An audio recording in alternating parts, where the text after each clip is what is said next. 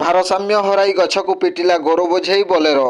4 ଗୋରୁ ଉଦ୍ଧାର, ବୋଲେରୋ ଜବତ। କେନ୍ଦୁଝର ଜିଲ୍ଲା ଘଟଗାଁ ବ୍ଲକ ହରିଚନ୍ଦନପୁର ନିକଟ ଗୋପୀନାଥପୁର ଗ୍ରାମ ନିକଟରୁ ଦୁର୍ଘଟଣାଗ୍ରସ୍ତ ବୋଲେରୋ ଗାଡ଼ି ଭିତରୁ 4ଟି ଗୋରୁ ଉଦ୍ଧାର କରିଛି ପୋଲିସ। ସୂଚନା ଅନୁଯାୟୀ ହରିଚନ୍ଦନପୁର ବ୍ଲକ ଅଞ୍ଚଳରୁ ବେଆଇନ ଭାବେ ଏକ ବୋଲେରୋରେ 4ଟି ଗୋରୁ ନେଇ ଦ୍ରୁତ ଗତିରେ ଫେରାର ହେଉଥିବା ବେଳେ ଗୋପୀନାଥପୁର ଗ୍ରାମ ନିକଟରେ ବୋଲେରୋଟି ଭାରସାମ୍ୟ ହରାଇ ରାସ୍ତା କଡ଼ରେ ଥିବା ଏକ ଗଛକୁ ଧକ୍କା ଦେଇଥିଲା।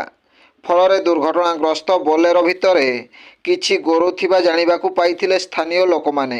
ସେମାନେ ତୁରନ୍ତ କାଳ ବିଳମ୍ବ ନକରି ବଜରଙ୍ଗ ଦଳର କର୍ମୀମାନଙ୍କୁ ଖବର ଦେଇଥିଲେ ଓ ପରେ ପୋଲିସ ଖବର ପାଇ ଘଟଣାସ୍ଥଳରେ ପହଞ୍ଚି ବୋଲେରୋ ମଧ୍ୟରୁ 4ଟି ଗୋରୁ ଉଦ୍ଧାର କରିବା ସହ ବୋଲେରୋକୁ ମଧ୍ୟ ଜବତ କରିଛି। ଉକ୍ତ 4ଟି ଗୋରୁଙ୍କୁ ଗୋଶାଳାକୁ ପଠାଯିବା ସୂଚନା ରହିଛି। ବ୍ୟୁରୋ ରିପୋର୍ଟ, जनजागरण ओडिया।